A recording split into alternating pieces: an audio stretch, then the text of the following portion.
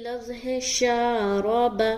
اب یہاں پر یہ جو شین الف زبر شا، یہاں پر الف مدہ کا قاعدہ ہو رہا ہے. شین الف کے ساتھ لگ کر آ رہا ہے. یہ دیکھیں الف خالی ہے اور اس سے پہلے زبر ہے. کہیں پر بھی الف خالی اور اس سے پہلے زبر دکھے سمجھ جائے الف مدہ کا قاعدہ ہے اور وہاں پر آپ کو کھینچ کر پڑھنا ہے.